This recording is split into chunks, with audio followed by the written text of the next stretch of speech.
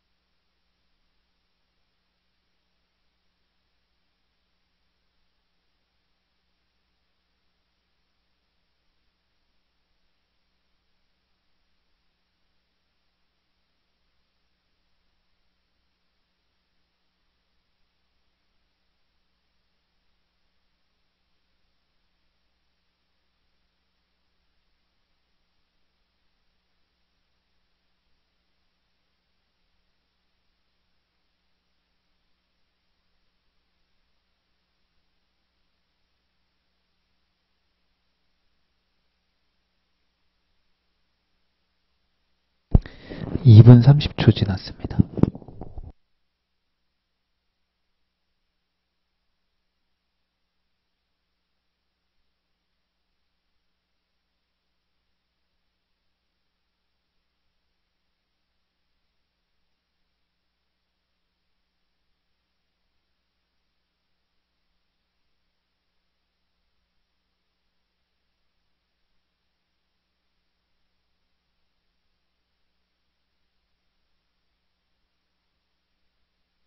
3분 지났습니다.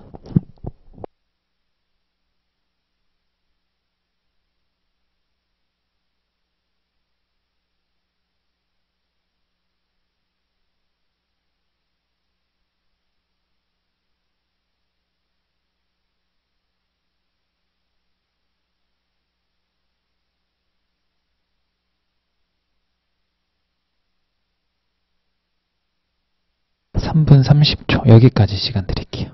14페이지 16번이고요.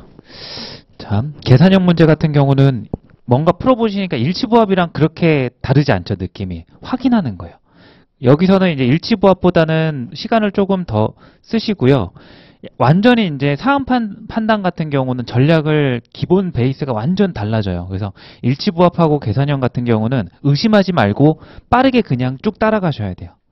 그리고 이제 나머지 퀴즈 문제들은 이제 의심해가면서 이게 뭐지 이러면서 그런 전략들을 이제 딱 구분을 해주시면 돼요. 그래서 어제 말씀드린 대로 일단은 1번부터 이제 뭐 10번까지, 그 다음에 19번, 20번 이렇게 푸시고, 그 다음에 이렇게 21번부터 30번까지, 그리고 39번부터 40번까지. 이렇게 되면 이제 여기가 24문제예요. 근데 이 안에 퀴즈 문제가 분명히 있을 거예요. 푸시다 보면 퀴즈 문제를 일단은 넘기시는 게 나을 거예요.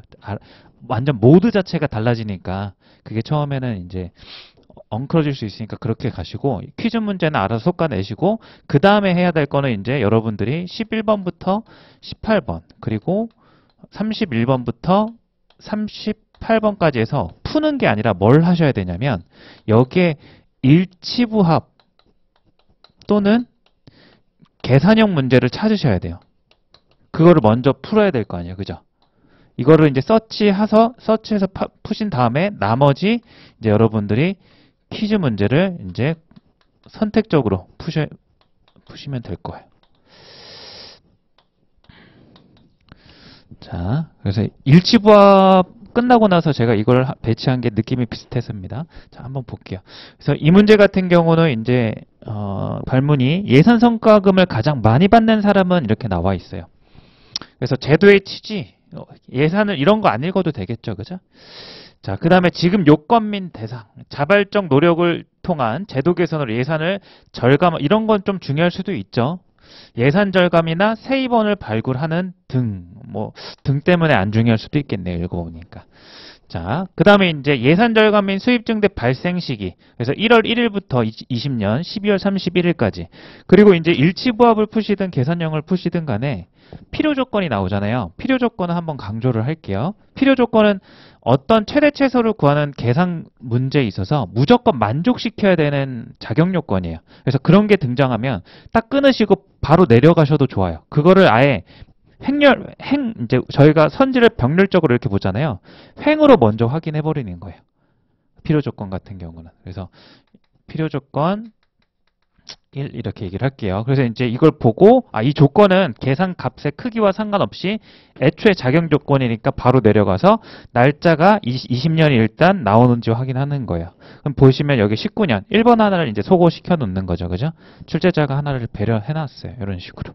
그리고 어떻게 보면 또 그 아래에도 자격 요건에 대한 필요 조건을 얘기를 하고 있죠. 그죠?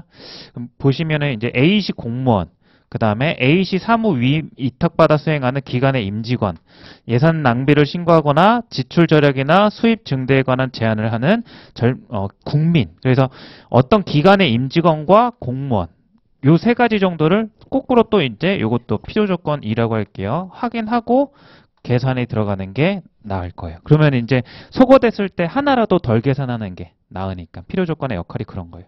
자, 2번을 보시면 A시 사무관이니까 이제 횡으로 확인한다 했어요. 요거는 이제 건드리지 말고, 국민병도 여기 있었죠. 그럼 여기에 수입 증대 이유 맞으니까 넘어가시고, B기관의 이사. 그래서 이제 A시 공무원도 아니고 국민도 아니지만 B기관의 임직원에 해당할 텐데 위탁을 받아야 되는데 위임사무라고 이렇게 나와 있나요? 경비를 절약한 B기관의 이사. 위임사무라고 돼 있으니까 위탁사무에 해당하는 거 맞죠? 그죠? 그 다음에 이제 5번에 보시면은 A시 사무관이니까 이 두 번째 조건은 소거되는 건 없는 거예요. 이제 일반적이라면, 저라면 조건을 굳이 줬으면 이제 하나하나 넣어줘도 그럴 법한데 그렇지 않았다는 것뿐이에요. 자, 어찌됐든 이렇게 읽고서 저희가 이제 해야 될 거는 요거는 다 확인했으니까 나중에 볼 때도 이 기간하고 여기 뒷부분은 안 봐도 된다라는 그런 이점이 있어요. 이렇게 횡으로 확인해 두면. 자, 이제 계산에 한번 들어가 보도록 하겠습니다. 자, 1인당 지급액이 어떻게 되냐면 예산을 절감하면 주요 사업비의 20%를 해주고요. 경상적 경비는 50%고요. 수입 증대는 10%입니다. 그냥 단순 계산하시면 돼요. 자, 2번 선지를 볼게요. 2번 같은 경우는 주요 사업비 3,500만 원을 절약했대요. 그럼 예산 절감에 하고 주요 사업비니까 여기 왼쪽 첫 번째 거죠. 20%인 거니까 700만 원이 아마 될 것 같아요. 그죠? 700만 원인데 거기 뒤에 단서 보시면 타부서나 타사업으로 확산 시 30% 가산하여. 그럼 700만 원에 30%를 가산해 주는 거니까 2번 같은 경우는 700 곱하기 1.3 해주시면 될 것 같아요. 시키는 대로 이 다음부터는. 자, 그 다음에 이제 3번 보시면 국민이죠. 여기는 8천만 원을 수입 증대. 그래서 수입 증대니까 오른쪽 이 10%의 다른 조건 없으니까 그냥 8천만 원의 10%인 800만 원. 그래서 제일 큰 거 찾는 거니까 여기는 후보에서 사라지겠죠. 자, 4번. 제도 개선을 통해서 8월 경상적 경비 50%죠. 1,800만 원에 절약한 50%니까 900만 원. 아깝게 해도 이번에 밀리네요. 10만 원. 자, 다섯 번째. 사무조달 방법을 개선해서 경상적 경비가 1천만 원, 경상적 경비니까 50%니까 여기도 뭐 50% 500만 원밖에 안 되네요. 그래서 2번 이렇게 그냥 단순히 구해주시면 돼요. 그래서 잘 이거를 하나하나 이렇게 빠르게 풀려고 하지 마시고 정확히 풀려고 생각하시면 될 것 같아요. 계산형 부분은 특히나 일지부합에 비교해서. 자, 마찬가지입니다. 어렵지 않아요. 특히 올해 문제라서 어렵지 않은 것도 있고요. 자료 해석 계산보다는 확실히 복잡하지 않은데 주소를 잘 찾아가서 빼먹지 않고 봐야 되는 거. 그 차이점밖에 없어요. 자, 다음 문제 또 시간 재고 가능하면 3분 안에는 들어오셔야 돼요. 지금. 자, 준비 시작.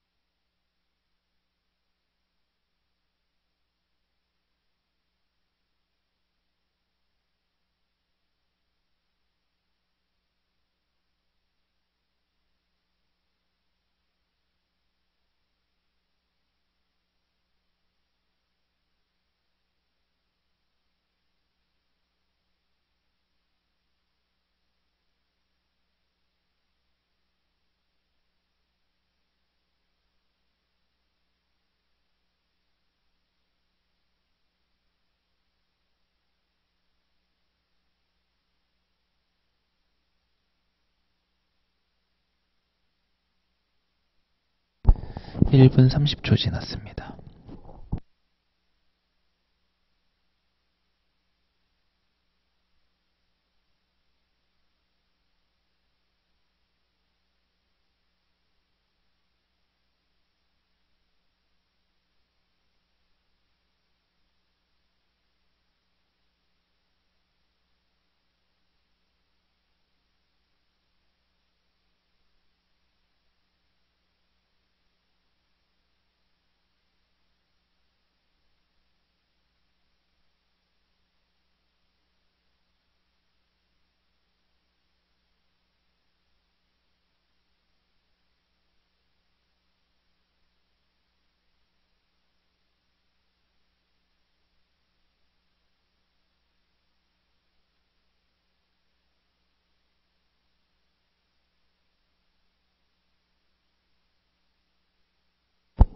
이 분 30초 지났습니다.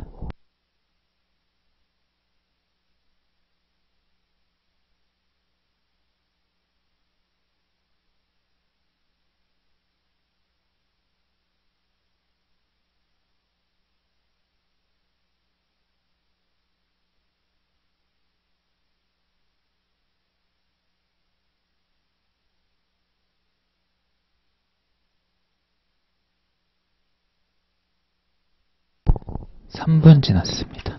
자, 시간 요 정도 드릴게요. 자, 같이 볼게요. 발문이 이제 관할구역 소방서에 배치되어야 할 소방자동차의 최소 대수를 구하라. 그러면 이제 발문에서 소방자동차라는 용어가 나와요. 그게 뭔지 알아야 되겠죠? 그 아래 보시면 이제 소방사다리차 이렇게 소방자동차라는 용어는 없지만 제목에 뭐라고 돼 있어요?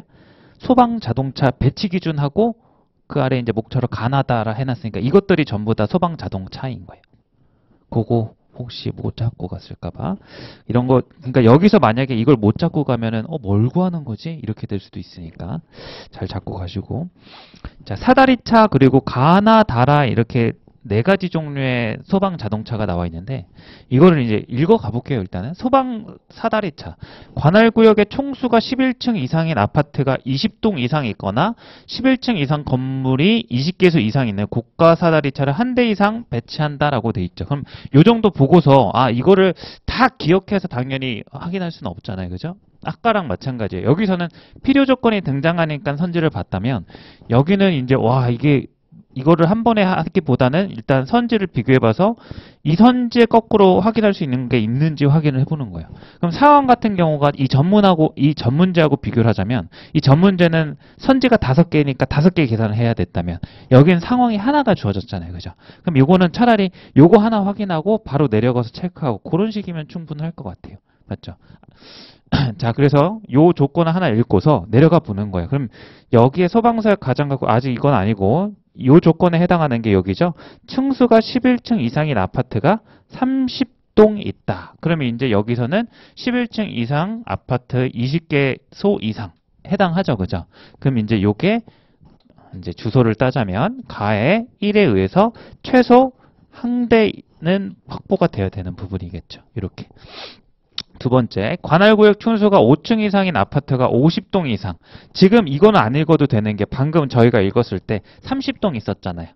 그럼 애초에 여기는 해당이 안 될 테니까 읽을 필요가 없는 거예요. 아시겠죠? 자, 그래서 이제 뭐 뒤에 또는으로 연결된 게 있을 수도 있으니까 그래도 확인 한번 하고 가시고 이건 필요 없는 거. 여기 있다. 있거나 5층 이상 백화점 복합 상영관 이렇게 나와 있을 거예요. 그죠?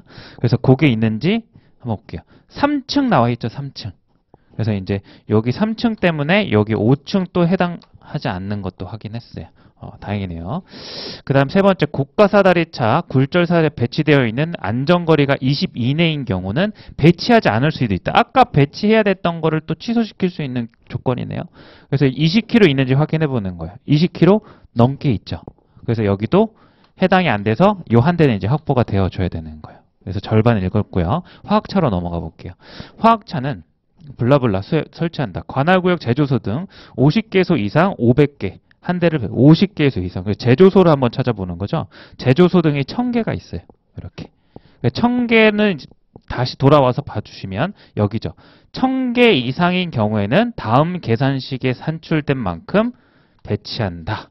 근데 여기서 아주 중요한 포인트가 있죠. 이 문제도 이제 많이들 틀렸던 문제인데 요거죠. 추가한다, 추가. 그래서 이대로 설치하는 게 아니라 추가하는 거예요. 이게 그래도 많이들 이제 그냥 이런 게 함정이었다는 걸 골라내신 분들이 여기 읽어보시면 2대거든요. 500개소 이상 2대인데 여기에 1200 넣으면 0.2가 나와서 올림하면 1 나와요. 이게 더 적어지면 상식적으로 말이 안 되잖아요. 그래서 그 부분 때문에 많이 안 틀린 거지. 함정은 함정이 맞긴 한데 뭐 그런 게 있습니다. 그래서 이제 1200을 넣어주시면 200에 이거에 곱하기 나누기죠. 나누기 1000 이렇게 되니까 0.2. 근데 이제 여기에 보시면 또 하나의 포인트가 있죠. 올림, 반올림, 내림, 올림. 아시죠? 자, 그래서 이제 2대에다가 몇 대를 추가해 주겠다라는 거예요. 이 부분에서. 요 부분 이제 1200개소 때문에 여기에다가 3대가 되는 거예요. 미니멈이 3대 이렇게. 그래서 여기 부분을 굳이 쓰자면 나의 부분에 해당하겠죠. 자, 그 다음에 이제 그래서 현재 4대까지 왔어요. 그 다음에 지휘 및 순찰차 각각 한 대 이상이 배치된다. 요거는 아무런 조건 없이 무조건 배치돼야 된다고 얘기를 하네요. 그래서 이제 여기 다에 의해서 무조건 미니멈 2대 이렇게 나오겠죠. 자, 마지막. 그 밖의 차량 소방 활동을 원활하게 추진하기 위해서 소방서장이 필요하다고 판단하는 경우 배원차 블라블라블라 추가로 배치할 수 있다. 안 읽어도 되죠. 필요하다는 인정이 되는 경우인데 최소니까 의미 없잖아요. 그죠? 맥시멈을 구하는 게 아니니까. 그래서 이제 저희가 이렇게 하나씩 확인해서 하나, 3, 2, 6대 최소 대수가 나오는 거예요.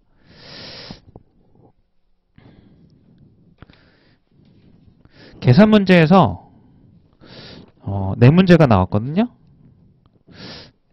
그러니까 약간 함정 같은 게 17번 하고 38번 이 두 문제가 약간 많이 이제 틀렸다고들 하시더라고요. 틀릴만한 부분이 있긴 하죠. 그죠? 출제자가 진짜 틀리라고 이렇게 추가, 올림 뭐 이런 거 넣어 놓으니까. 자, 다음 페이지 이제 넘어가시고요. 이 문제는 이제 되게 쉬워요. 자, 시간을 또 제대로니까 풀어보겠습니다. 준비, 시작.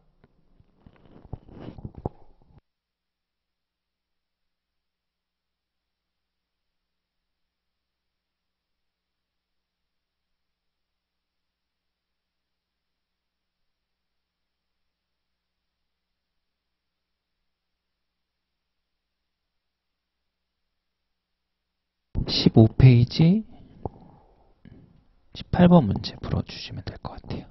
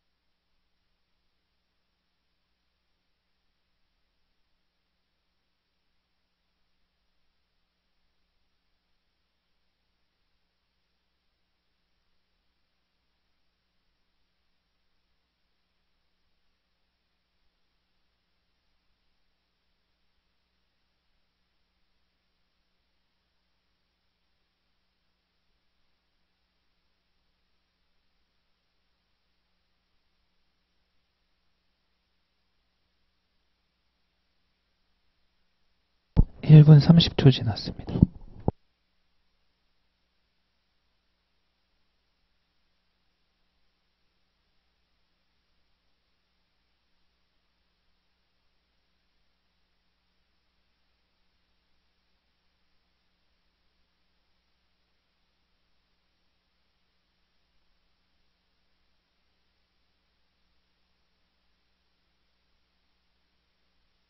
(2분) 지났습니다.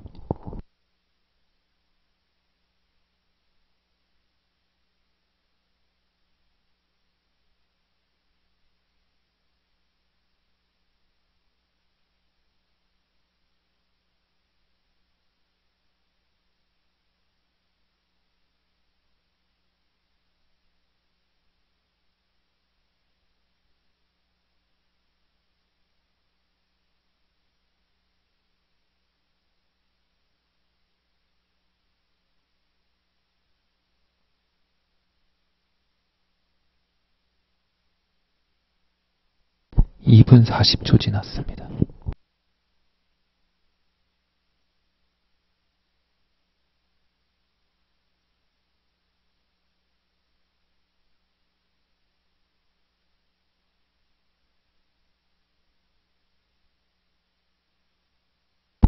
(3분) 여기까지 시간 드릴게요.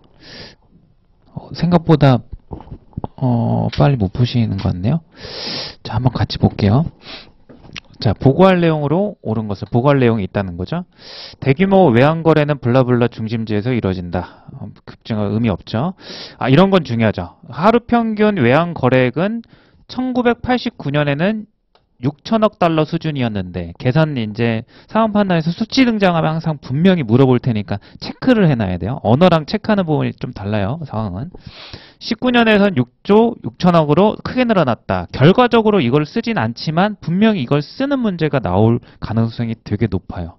그러니까 항상 체크를 해두세요. 이런 거 나오면. 뭐 증가율 물어볼 수도 있는 거니까. 자, 은행 간 외환거래 블라블라 이런 거 필요 없죠. 필요 없죠. 기축통화 알고 있죠. 블라블라 필요 없죠. 필요 없습니다.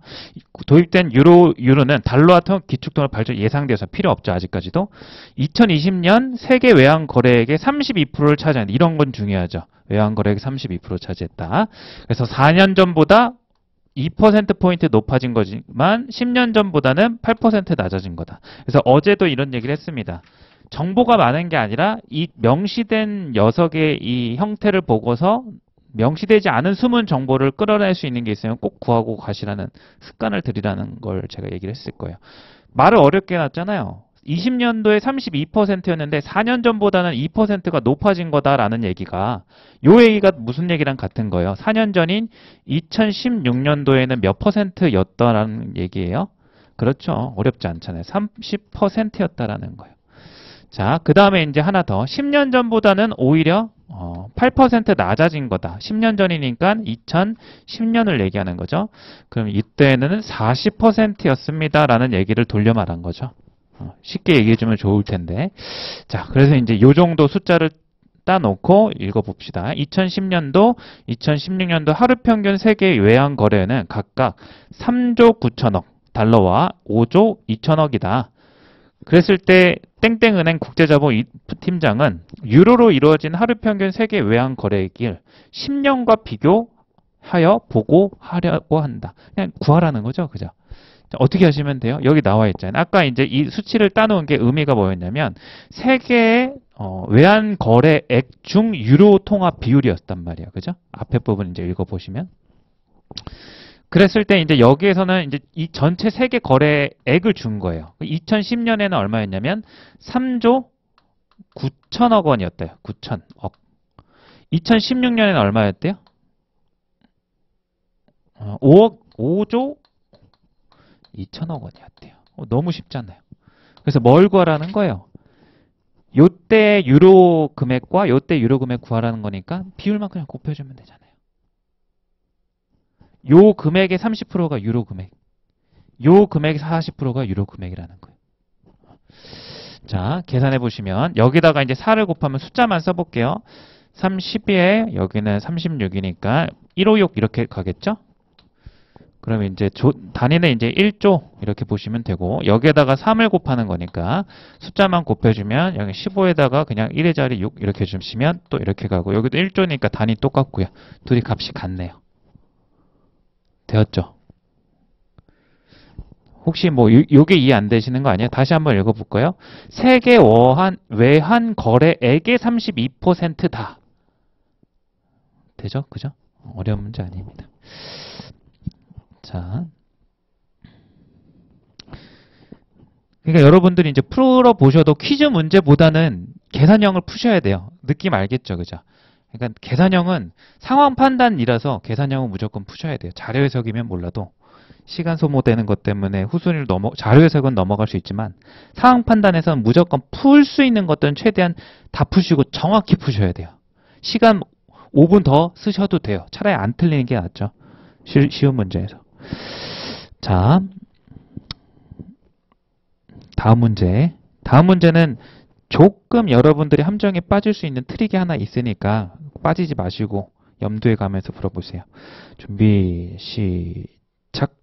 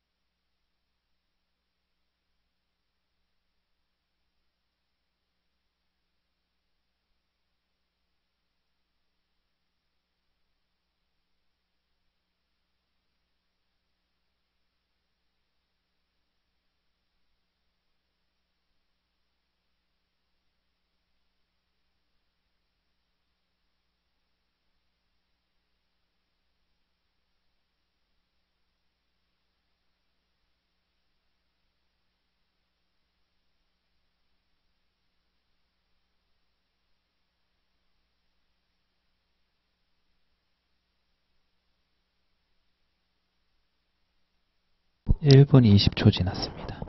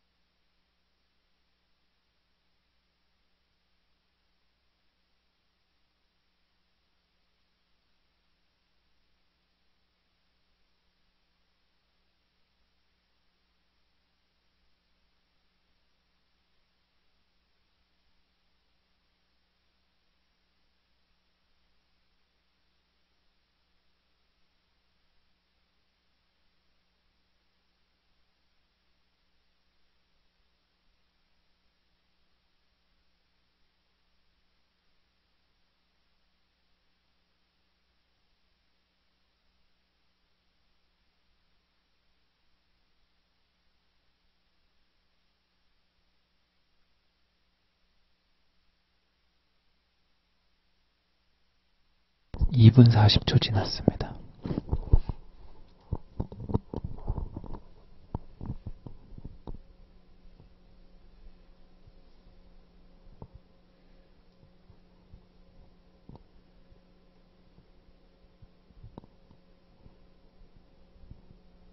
삼 분 지났습니다. 여기까지 시간들이. 자, 저는 이 문제를 실전에서 되게 기억이 나요. 뭐 틀린 건 아니지만 풀면서 이게 뭔가 딱 명확하지 않은 부분이 저 나름대로 있었는데 풀면서 얘기해 드릴게요. 38번 채소 비용을 찾으시오. 그래서 이제 농업, 공업, 생활용수가 있고 상급, 2급, 1급 이렇게 담수, 중금속 재고, 여기는 뭐 음용 가능한 이런 조건들이 있을 거예요. 확인하시고 1, 2차 급수를 바꾼다. 외우려 하지 마시고 배치만 보는 거 약간 자료 해석처럼. 자, 읽어보시면 3차 정수, 이게 중요한 거죠. 그래서 이제 첫 번째 함정 트릭은, 의도된 함정 트릭은 요거 같아요. 3차 정수기에는 2차 정수기의 기능이 포함되어 있다. 만약에, 그러니까 이런 거죠. 여기서 이제 3차 정수기 같은 경우는 음용 가능 처리만으로 써져 있지만 이 조건 때문에 얘는 3에서 2급수를 1급수로 정수시키는 것 플러스가 되는 거예요. 자, 그리고 이제 여기서 뭐 중금속 성분 제거 뭐 이런 게 있죠. 상황을 이제 뭐 예를 들어 뭐 블라블라블라. 그리고 이제 여기 같은 경우는 18톤의 해수를 담수로 개선하기 위해서는 최소 2대가 필요하다. 왜냐하면 한 대당 10톤인데 20톤을 할 수 있지만 모자른 거를 채워야 한다. 뭐 당연한 얘기다. 이렇게 넘어가시면 될 것 같아요. 그리고 수질 변화, 이것도 이제 어떻게 보면 여기 얘부터 여기 밑에 조건은 모순 방지죠. 별로 그냥 읽고서 중요치 않게. 저는 이게 정말로 이렇게 하는 게 이렇게 여러분한테 보여드리려고 이렇게 하는 게 아니라 실제 시험장 가잖아요. 제가 쓴 조건은 이렇게 지우는 편이에요. 그러면 그러고 나면 남은 게 이제 눈에 보이잖아요. 훨씬 더 집중이 잘 되고 잘 풀리더라고요. 근데 이걸 스터디할 때 제가 이게 좋다라는 걸 인식하지 못하고 습관처럼 쓰고 있는데 이거를 옆에 친구가 따라 해보더라고요. 그러더니 저한테 얘기를 해주더라고요. 이렇게 하니까 되게 훨씬 눈에 잘 보이고 잘 풀린다고. 그래서 조금 제가 느꼈던 건 아니고 옆에서 봤던. 그래서 이런 것도 뭐 한번 따라해 보세요. 특히나 저는 언어 풀 때 이렇게 다 지워요. 이렇게 명제 논리 나오잖아요.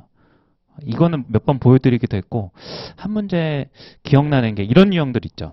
갑자기 죄송해요. 딴소리지만 피셋이니까 하나 팁을 드리자면, 언론에서요 이런 문제 유형이 있어요. P면 이제 글의 정보가 이런 식으로 P면 Q이다. 뭐 생각나는 게 뭐 무슨 국제무역센터에서 10월에 무슨 컨벤션 센터에서 이벤트가 열릴 수도 있고 9월에 열릴 수도 있는데 9월에 열리면 뭐 장관이 뭘 하고 뭐 블라블라 나오잖아요. 그죠?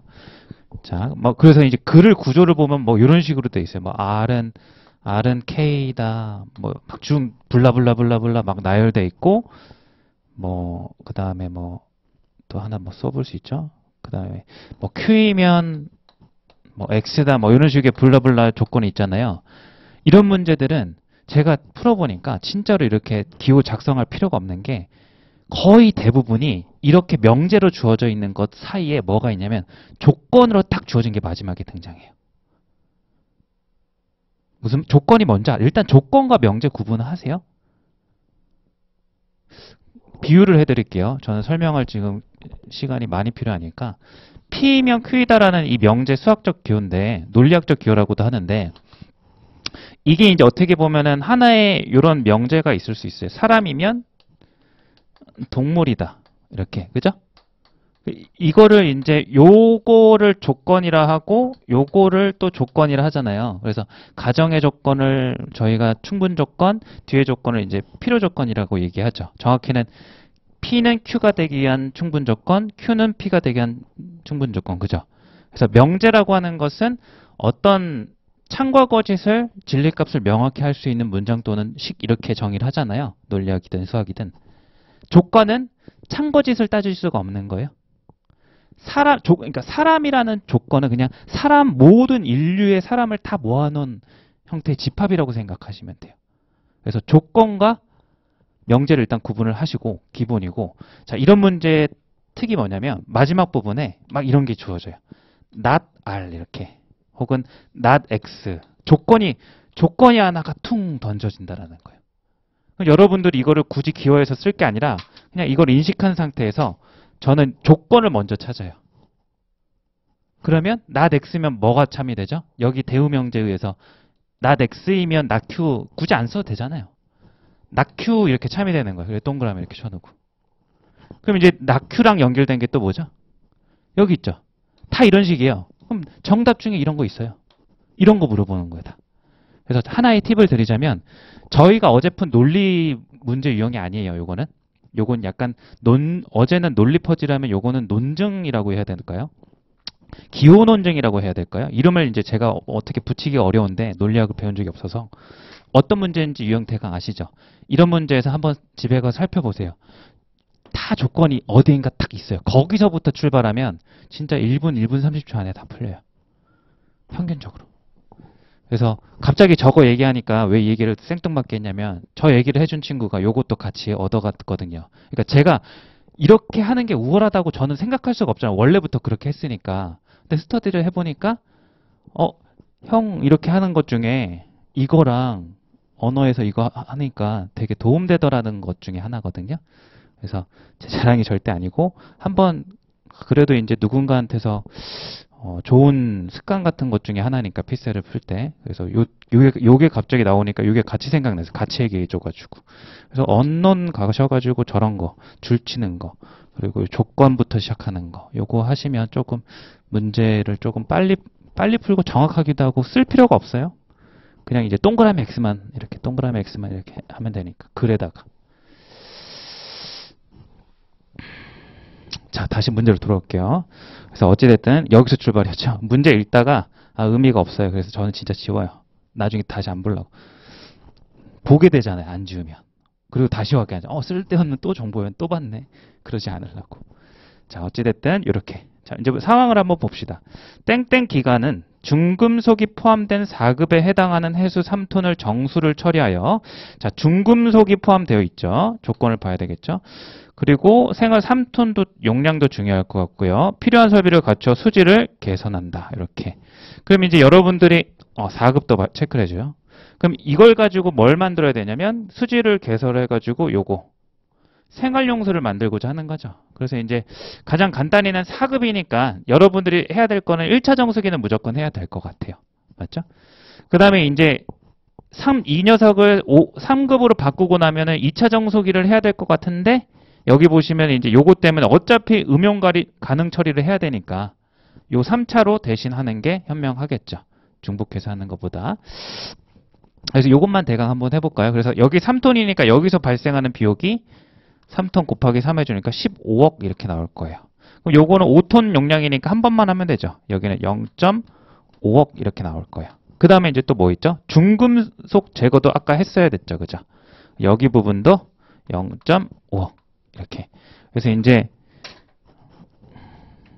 제가 이제 실전에서 조금 그랬던 게 분명히 이제 답은 저도 이제 17억이 나왔는데 이게 애매한 거예요. 분명히 여기서는 이제 해수 이렇게 나와 있어요. 맞죠? 요거 체크 못, 정답 17억이요. 16억이 아니라. 혹시 틀릴 수도 있어요. 틀리셨을 수도 있는데. 해수고요. 여긴 다 뭐라고 돼 있죠? 담수, 담수, 담수 이렇게 나왔어요. 그러니까 상식적인 얘기잖아요. 이건 어떻게 보면은 해수를 담수로 바꿔야 되는 건 뭐 듣고 보니까 상식적인 거잖아요. 그럼 이 부분에서 자, 원래는 기능에다가 정확하게 출제자가 이거를 조금 배려를 안 해준 건지 조금 놀린 건지 뭔지 모르겠지만 그냥 염분 제거라고 해놨어요. 상식적인.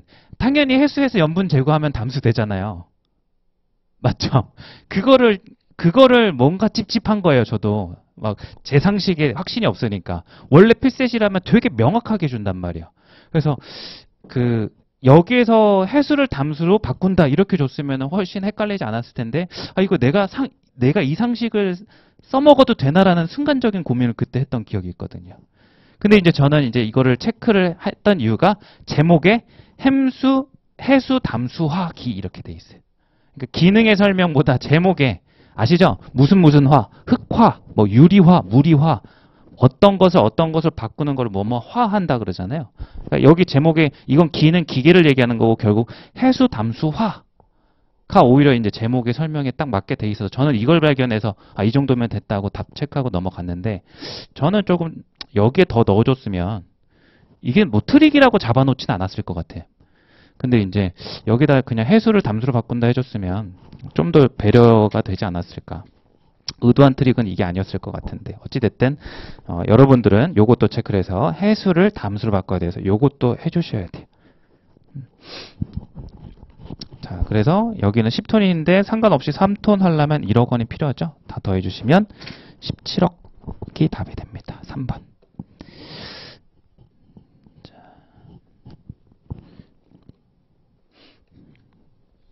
근데 진짜 신기한 게 시간이 급박해지면 해수, 염분 제거하면 담수 이게 상식이고 맞는데 피셋 시험장 가면 그거에 대한 확신이 진짜 사라져요. 워낙에 문자 그대로 주니까 피셋이 기억이 나요.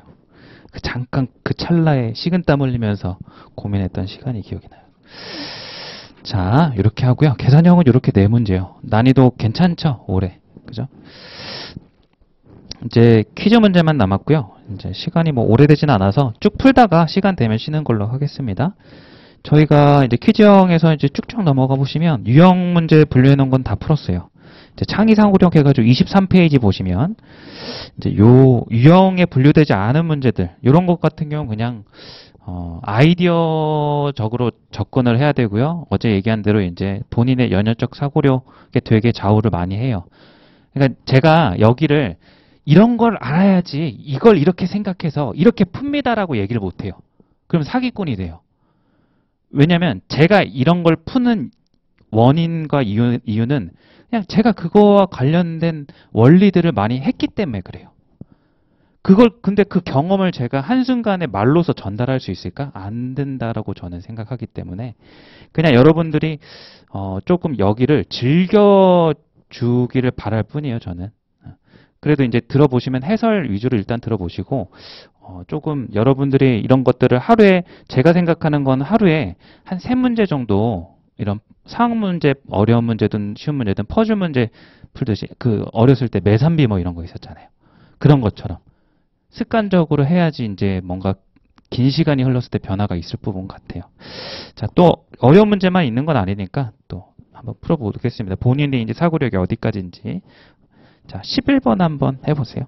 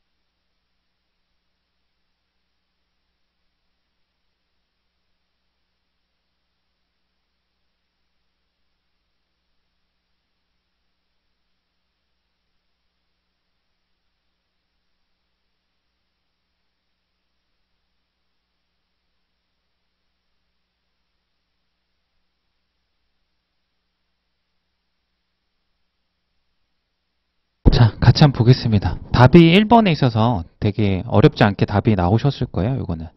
근데 이제 풀이 외적으로 제가 설명한 부분이 조금 있어가지고 한번 들어볼게요. 자, 옳지 않은 거니까 이제 이런 거 헷갈리지 마시고 체크해 두시고. 자, 왕의 계보를 외우는 놀이를 한다. 그래서 이제 뭐 한 번에 이런 게 이제 중요한 조건 같고요. 한 번에 최소 한 명, 최대 3명의 왕을 외칠 수 있고요. 순종을 외치면 놀이가 종료된다. 요거는 이제 조건 1, 2라고 할게요. 그래서 단순한 게임이 아니라 어떤 특정 조건을 줬어요. 근데 여러분들 혹시 저는 이 문제를 처음 봤을 때 그 베스트 31 게임 그걸 또 올렸거든요. 그거 필승법 있는 거 아시죠? 그 이제 예를 들어서 31에서 요거랑 똑같잖아요. 한 개 또는 세 개 이렇게 외치는 거잖아요. 그러면 자, 31을 외치면 지잖아요. 그럼 필승법은 뭐냐면 제가 30을 외치면 무조건 이기는 게임이거든요. 그럼 그 방법이 뭐냐면 상대방이 몇 개를 부르든 저는 상대방이 부르는 개수에 맞춰서 4개를 맞춰서 부를 수가 있어요. 알고 계시나요? 모르고 계시나요? 그러니까 이런 아이디어가 여기에 쓰이진 않았는데 아마 이게 도출형 문제로 나왔다면 그게 분명 쓰였을 소재였을 것 같아요. 제 생각에는. 알아두세요. 이런 거. 죄송해요. 제가 공부는 안 하고 이런 걸 가지고 놀았었나 봐요. 근데 이제 이런 게 또 도움이 되기도 하네요. 자, 이런 거예요. 자, 예를 하나 들어보면 제가 30을 외치기 위해서는 거꾸로 26을 외치면 돼요. 무슨 얘기냐? 26을 외쳤다라고 한번 가정을 해볼게요. 그러면 상대방이 외칠 수 있는 건 27을 외치거나 28을 외치거나 29까지 외치거나 세 가지 경우예요. 그죠? 그럼 27을 외치면 저는 3개를 불러서 30을 외치면 돼요. 27, 8을 외치면 저는 29, 30을 외치면 돼요. 맞죠? 29까지 외치면 전 하나만 해서 30을 외치면 되는 거예요.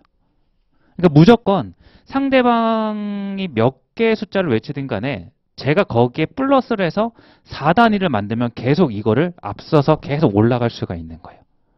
맞아요? 그럼 제가 30을 외치면 무조건 이기는 거고 30을 외치기 위해선 26을 외치면 된다는 거 이해하셨죠? 그죠?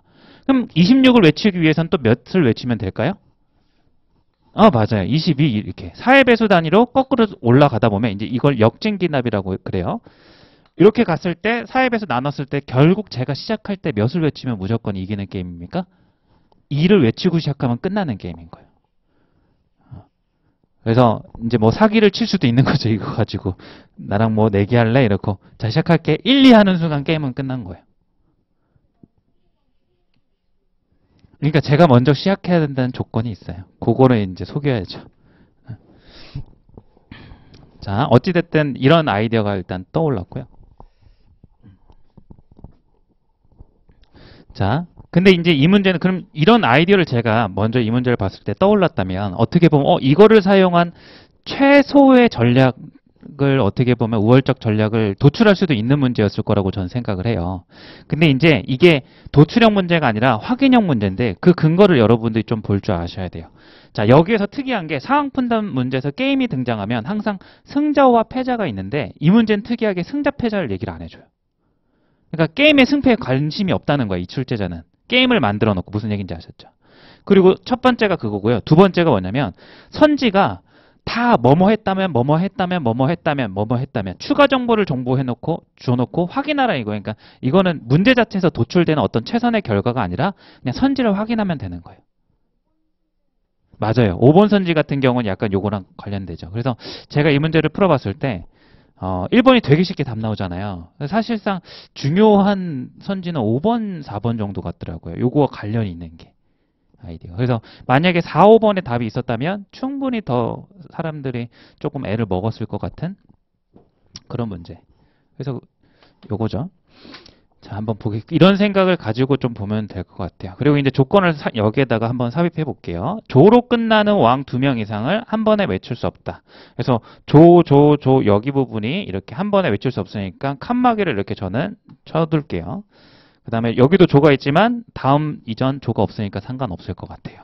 그 다음에 반정에 성공한 왕은 해당 반정으로 폐위된 왕과 함께 외칠 수 없다. 연산군 폐위.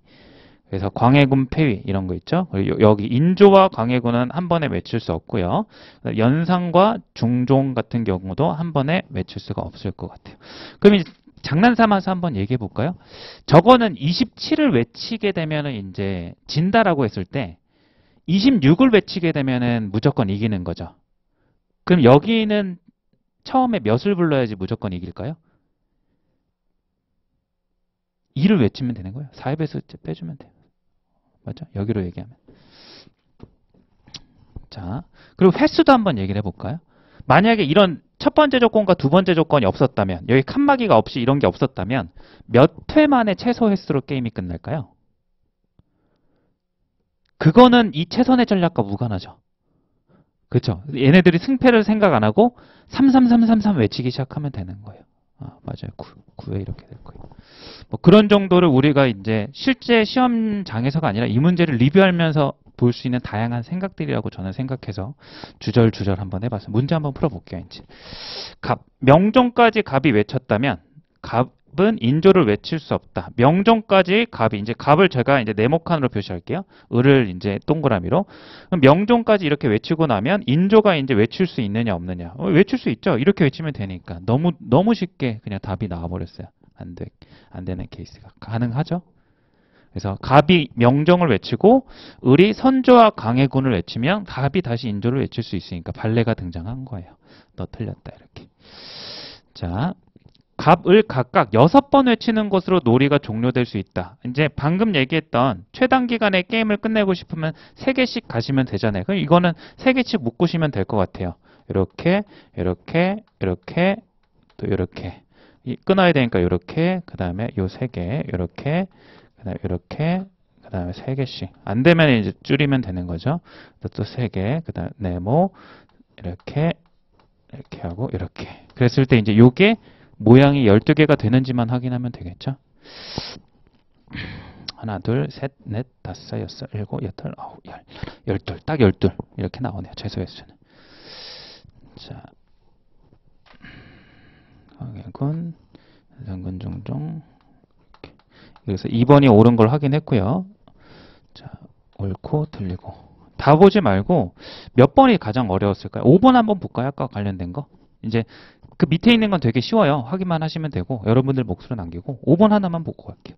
순종을 외치는 사람이 지는 게임이라면 이제 승패를 정해놨으니까 어떻게 보면 게임의 본질이죠 이게. 자, 갑이 영조를 외쳤을 때 갑이 이제 영조를 외쳐 동그라미 이렇게 쳐놓는 거예요. 외쳤을 때 을은 갑의 선택과 관계없이 승리할 수 있다. 그러면 이제 처음에 이렇게 정조가 무조건 하나밖에 못 외치는 건 분명한 거죠. 그죠? 그럼 이제 요거 써먹는 게 5번이에요. 그러니까 이게 5번을 만약에 정답으로 만들 수 있을 거 아니에요. 그랬으면 이 아이디어를 무조건 써야 돼요. 그래서 리뷰하실 때는, 그러니까 답만 나왔다고 넘어가시면 안 돼요. 다음을 위해서, 사고력 증진도 위해서. 다 끝까지 외부적인 아이디어들을 이 게임이 만들어지는데 본질적인 아이디어는 베스킨라빈스 서리원 같아요. 그래서 이제 저희는 최선의 전략을 알고 있잖아요. 갑이 26을 외치면 되니까 그 다음은 22를 외치셨으면 됐단 말이에요. 그죠? 갑이 영조를 외쳤을 때 을은 갑의 선택과 관계없이 승리할 수 있다. 그럼 여기 부분에서 어떻게 외치면 될까요? 지는 게임이라면 요거 하나만 하면 되겠죠. 그죠? 4의 배수 다니니까 거꾸로 올라가서. 그러니까 이렇게 갑이 요걸 외쳐야 무조건 이긴다는 거 아까 얘기했어요. 그거 4 줄여가지고 26을 외치면 무조건 이기면 그 4보다 아이고 4칸 올라간 여기로 외치면은 가능할 거 아니에요. 이해할 수 있죠, 그죠? 그래서 이제 요 아이디어가 5번에 그래서 요게 이제 맞는 거죠.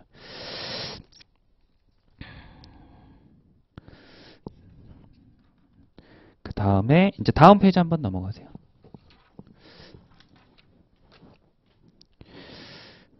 자, 15번 한번 풀어볼 텐데 한번 해보세요. 일단 해보고 나서 리뷰를 해드릴게요. 자, 시작.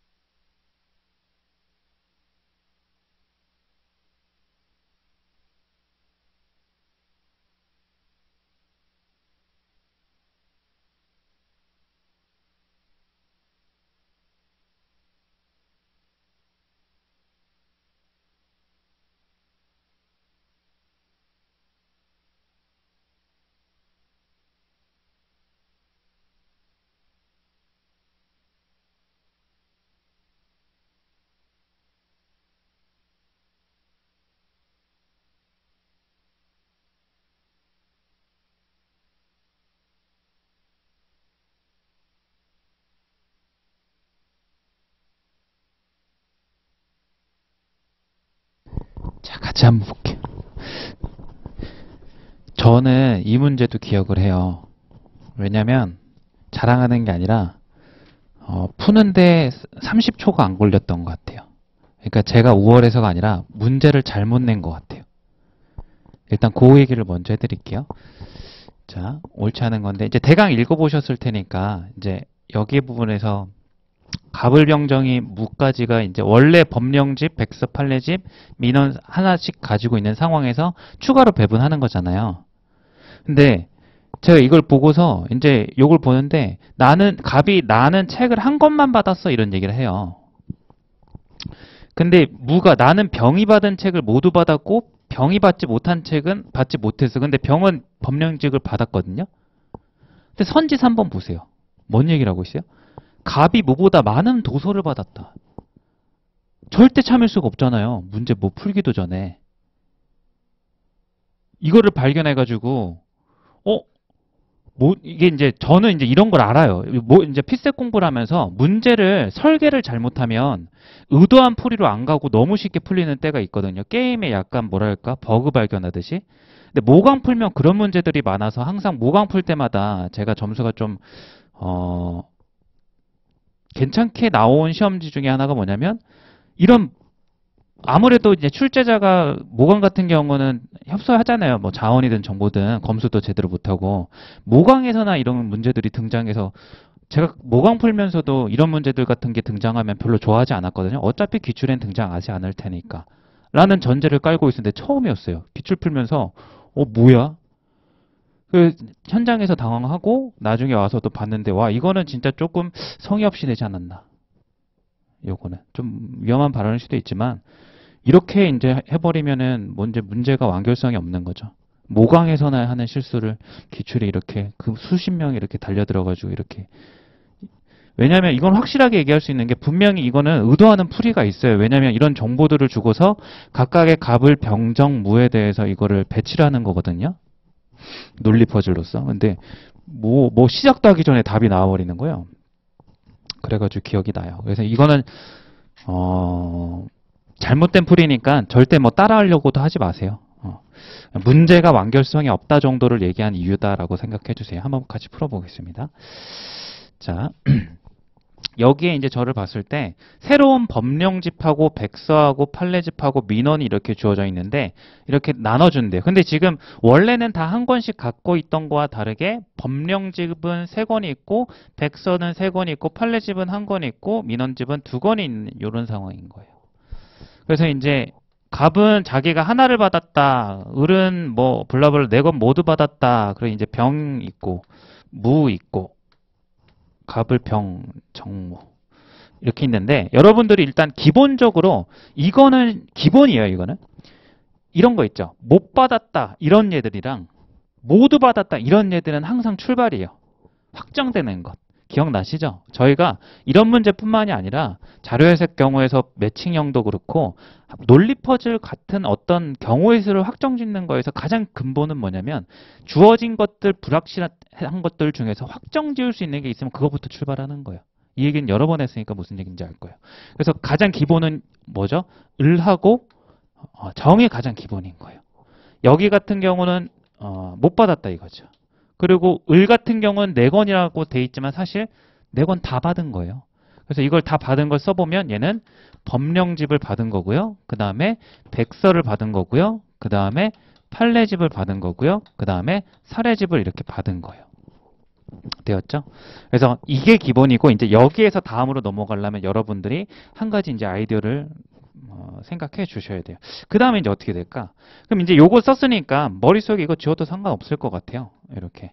그럼 이제 나머지 3개를 가지고 이렇게 푸는 건데 나는 법령 이런 건 병은 이제 병도 주어진 진술 자체가 확정된 부분이 일부분이 있으니까 적고 갈게요. 병은 법령집을 받았다. 그러면 그 무에 따라서 얘는 법령집을 다 받았겠죠? 그죠? 이렇게. 그럼 이제 법령집 3권이 어떻게 돼? 소모가 돼서 여기는 이제 머릿속에다 X 표시하셔야 돼요. 자, 그럼 그 다음 넘어가면 또 어떻게 해요? 이제 다 쓴 것 같아요. 책 한 권. 얘는 한 권을 받긴 했지만 뭘 받았는지 모르겠어요. 최소한 법령집은 아닌 것까지는 알겠는데 그럼 백판사 이것 중에 뭘까? 판례도 아닌 것 같아요. 판례는 한 권 얘가 이미 받았으니까 판례도 이제 없애주시면 되고 이렇게. 자, 이 다음에 여러분들이 생각해 줘야 되는 건 뭘까요? 요거랑 요건 하신 모르겠고 요것도 받지 못했는데 무가 좀 특이하긴 해요. 병이 받은 책은 모두 받았고 병이 받지 못한 책은 둘이 동일하게 받았다는 거예요. 맞죠? 지금 남은 게 뭐가 있죠? 백서 2권하고 사례집 2권이죠? 하나요? 네. 맞아요. 하나예요. 판례집. 그럼 지금 남은 게 이제 뭐가 있죠? 백서 2권이 남아있는 상황인데 이게 둘 다한테 갔을까? 뭐 이런 고민 들 거 아니에요. 그죠? 여기서 생각해 주셔야 되는 아이디어는 이거예요. 이게 상황 판단 풀 때 항상 제가 거시적 관점이라는 단어를 수업할 때는 많이 안 썼지만 맨 앞 페이지 보실까요? 그 맨 앞 페이지 보면은 풀이 절차 이렇게 해놓고 제가 첫날에 이제 요 얘기를 전반적인 얘기를 다 했잖아요. 풀이 2에 보시면 구조 독해를 먼저 하고 풀이를 시작한다 이런 얘기를 했잖아요. 이제 슬러시하고 이제 거시적 관점 이렇게 써놨을 거예요.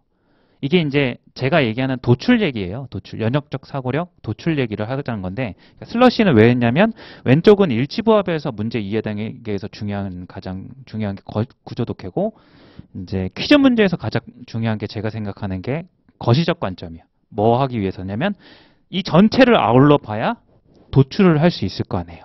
그죠? 그래서 이제 거시적 관점이라는 단어를 제가 표현을 이제 이렇게 했는데 여러분들이 어떤 정보가 주어지면은 일단 큰 조건을 놓치지 마셔야 돼요. 제가 이 문제를 풀 수 있었던 이유는 요거예요. 여기 이 권수의 합과 얘네들이 받은 권수의 합이 어떨 거다? 같다라는 생각을 한 것뿐이죠. 전체를 항상 생각하실 줄 알아요. 이게 첫날에 저희가 이 전전 문제에서 풀 때에도 거시적 관점 해가지고 이걸 확인해서 테이블 찾아간 게 아니라 신호등 건너던데 전체에서 뺐던 아이디어 기억하시죠? 이거 어떻게 보면은 뭐 적용되는 스킬은 다르지만 이 근본적인 어떤 관점 같은 경우는 똑같은 거예요. 관점을 미시해서 들어가는 게 아니라 확인하는 게 아니라 내가 설계자 입장에서 전체적인 관점에서 조망할 필요도 있어요. 그럼 보세요. 이렇게 돼요. 얘랑 다 더하게 되면 이게 총 몇 건이라는 거죠? 나눠줄게. 3건, 6건에 7건에 9건인 걸 이렇게 알 수가 있는 거예요. 그럼 자, 이 건수를 한번 써볼게요. 그럼 얘는 이제 한 건만 받았다는 게 드러났죠. 그 다음에 얘는 4건을 받았어요. 을은. 얘는 몇 건을 마침 모르겠어요. 한 건 이상인 건 알죠? X 이렇게 둘게요. 모르니까. 얘는 한 건도 받지 못해서 0건이에요. 그럼 얘가 받은 건수와 얘가 받은 건수가 어떨까요? 똑같으니까 얘가 X가 되는 거예요. 저절로 X는 얼마일까요? 2가 되는 거예요. 즉 여기에 들어가야 되는 게 개수가 2건씩 들어가야 되고 그 종류 또한 같아야 돼. 그럼 이 아이디어가 아까 조건이랑 이제 합쳐 들어가면 어떻게 돼요? 지금 현재 백서 2건 있고 2건밖에 없죠, 남은 게. 그죠? 그럼 여기에 들어가긴 해야 되고 그게 같은 종류가 들어가야 되면 여기는 무조건 뭐가 들어가야 되는 거예요? 백서가 들어갈 수밖에 없는 경우에서가 확정되는 거예요. 이해돼요? 그러면 값은 저절로 한 건 남으면 이제 뭐가 되는 거예요?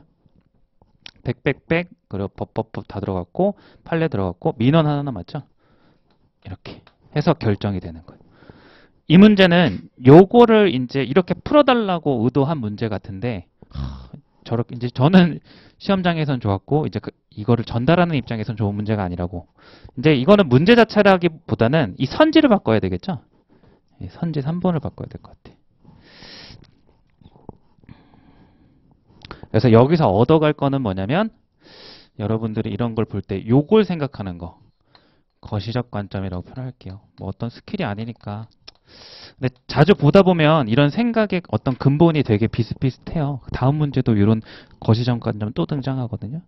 크게 보는 거.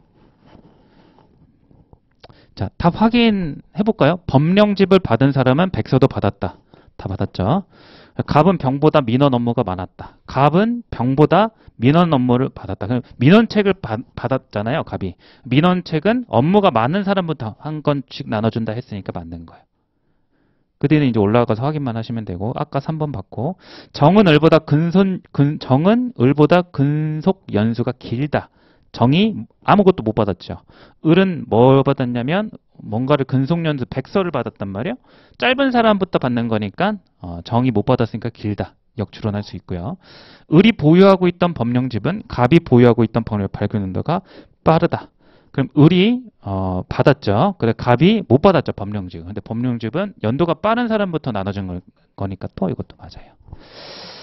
자, 이렇게 해서 다음 문제로 또 넘어가 볼게요. 오른쪽에 이제 수치구하는 문제 좀만 쉬었다 할까요? 네. 이제 뒷시간에 쉬었다가 남은 문제들 이런 식으로 풀고 오늘 마무리가 될 것 같아요.